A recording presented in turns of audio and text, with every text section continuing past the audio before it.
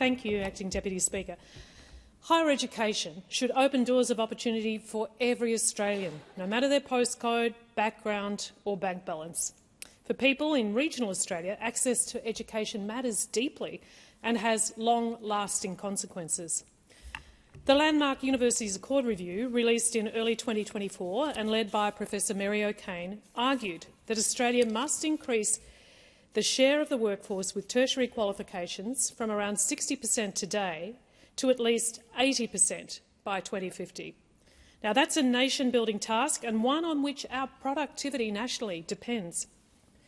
But we will miss that target if higher education means harder to reach for people from low-income backgrounds, First Nations people or indeed people with disability. And it will not be achieved if regional Australia is left behind. The Universities Accord, Opening the Doors of Opportunity Bill 2026, seeks to make the higher education funding system more responsive to student demand and provide additional support for students who face the greatest barriers to participation. I support this ambition and I will support the passage of this bill through the House, but not before I table what are some significant concerns, including overly broad ministerial powers in this bill, the allocation of international student places and the removal of equity funding for regional and rural students. Because, Deputy Speaker, it is a fact that people from regional areas are less likely to attend a university than their metropolitan peers, and we really need to close this gap. In my electorate of Indi, just 17% of adults have a bachelor's degree or higher, well below the national average of 26%. And higher levels of educational attainment are clearly associated with better health, higher incomes, stronger workforce participation and overall improved well-being. In a nutshell, higher education means greater prosperity. But educational attainment shapes more than a person's individual outcomes. It shapes an entire community. We need people with all kinds of skills and talents to build strong communities. We need higher levels of tertiary attainment rates because that means regional communities can attract and retain the skilled workforce that we need.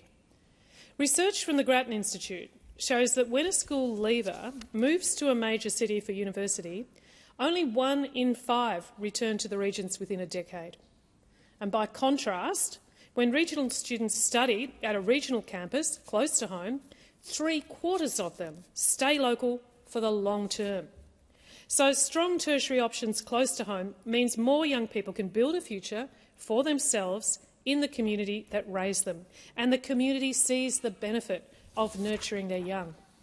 It means, on the ground, more teachers in our schools, more nurses in our hospitals, more engineers shaping our infrastructure, more skilled workers helping regional Australia truly prosper for generations to come.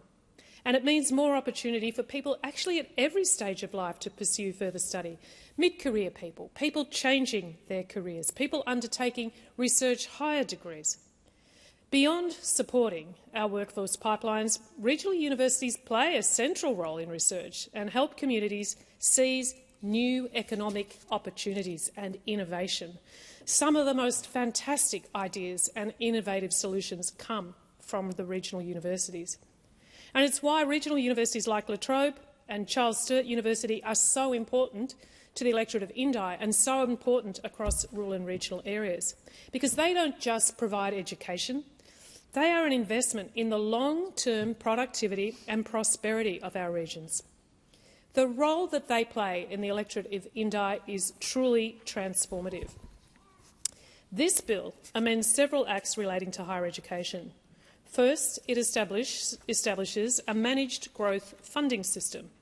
Instead of the current system, where funding is measured not by student places but by a total dollar amount given to each university, the new system will revolve around a national allocation pool.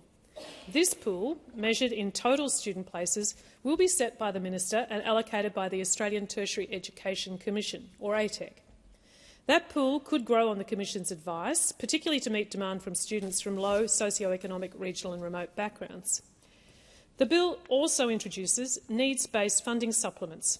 Universities will receive additional funding for every student they enrol from a low socio-economic background, every First Nations student and every student studying at a regional campus. However, it won't provide a supplement for students from a regional area, and I'll return to this soon. The bill also creates a new system for allocating international student places, with the minister setting an overall international allocation pool. It also authorises the Commission to allocate commencing overseas student places to providers. Overall, the higher education sector has welcomed the intent of the bill. Most universities and stakeholders support its passage, but they have cautioned.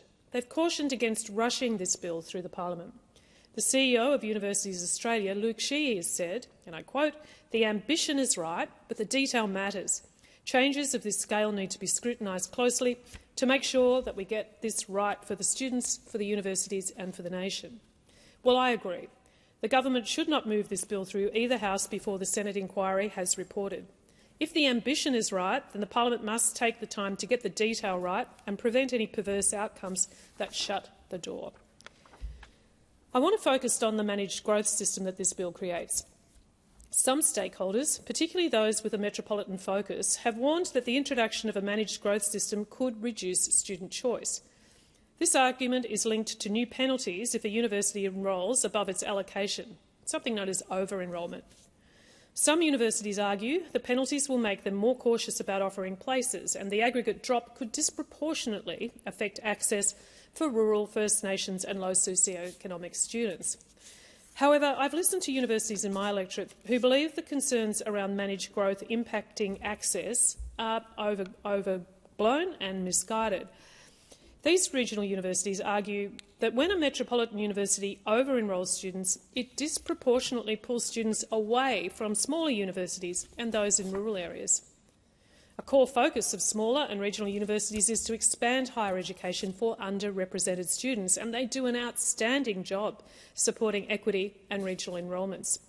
La Trobe University, for example, has 7,388 students from a regional area, and of that, 4,991 are studying at a regional campus. In 2025-26, their regional campus retention rate was an astonishing 89%. These are strong outcomes that demonstrate the value of well-supported regional institutions, and so measures that support their viability, like controlling the risk of over-enrolments, are actually welcome to regional universities. An area of this bill warranting closer examination is the treatment of regional students under the new needs-based funding model. Until now, being from a regional area has been recognised as a form of educational disadvantage in its own right and attracted supplementary funding. This reflects that regional students face unique barriers and ensures providers are funded to support them. Under the new arrangements, concerningly, regional students are no longer recognised as a separate equity cohort. Regional campuses will continue to receive some funding to reflect the higher costs of delivering education in regional Australia, but universities who make efforts to enrol regional students won't receive any extra support for those efforts. La Trobe University has warned that compared to the previous arrangements, the new model will make it harder to fund support programs targeted at regional students unless they qualify on other equity grounds. And this is because any additional supports would have to be covered by universities' own budgets. If increasing higher education participation for regional Australians is a goal of the Accord, and I know that it is a goal, it's difficult to understand why regionality in and of itself will cease to be a basis for additional support. I'm also concerned about the breadth of powers that will allow the minister to impose funding conditions in writing on any individual university. Unlike the funding agreements the new system replaces, which were required to be published on the department's website within 28 days, these determinations do not have to be published at all. This is a departure from existing transparency arrangements and weakens public accountability and parliamentary oversight of higher education funding. Universities Australia wants these powers removed, and Monash University wants the power to sit with ATEC instead. The Regional Universities Network describes the powers in this bill as excessive and unnecessary overreach, warning that they raise serious questions about university autonomy. The Australian Technology Network makes an important point that these powers are not just for today, but will be inherited by governments of the future. And so the question for this parliament is whether these powers are appropriate and what risks they might pose for the higher education sector into the future.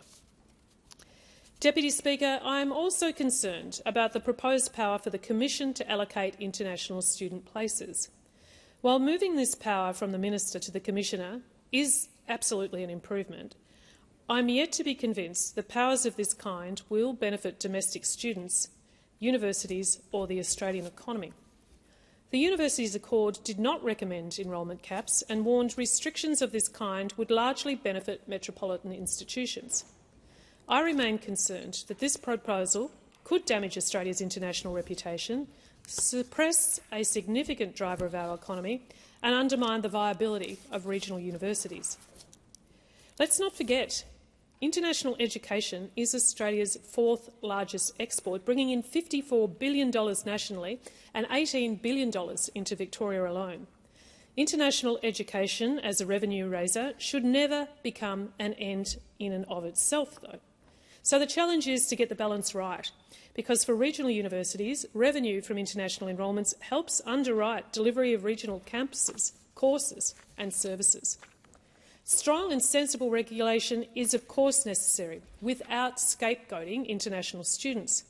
And without doubt, we should stamp out unscrupulous actors and ensure the sector is sustainable and operates with complete integrity.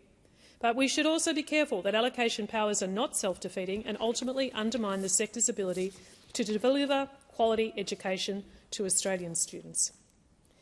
It's why I support further reform of the sector, including reform of the Job Ready Graduates package. Now, I voted for the bill that implemented Job Ready Graduates at the time because it also delivered important reforms for regional communities, including the tertiary access payment and regional university study hubs. But I criticised the Job Ready Graduates fee structure at the time for its sheer lack of evidence, and we know now that these concerns were indeed very well founded. The package has not meaningfully shifted students into so-called priority courses. Instead, it has simply left this cohort of students in more debt. It's overdue for reform, and the government has had more than 4 years to respond to the evidence. If the purpose of the Universities Accord is to open doors of opportunity, then we must fix the policies that have proven to place unnecessary barriers in front of some students. Deputy Speaker, the Parliament must act to make higher education affordable, available and accessible for all Australians, whether they live in a regional area, come from a low-income background, are the first in their family to study or face other barriers to participation. Studying at a university of TAFE should not send you broke. It should not force you to leave your community, and it should not depend on whether a regional institution has been weakened by policy decisions made without proper regard for regional consequences. The government's ambition is right. More Australians should be able to access tertiary education, and the system should better support the students who face the greatest barriers. But with that ambition, we must not disregard detail. Detail matters. Our task as a parliament is to open doors of opportunities for students, and that's the standard by which this reform must be judged.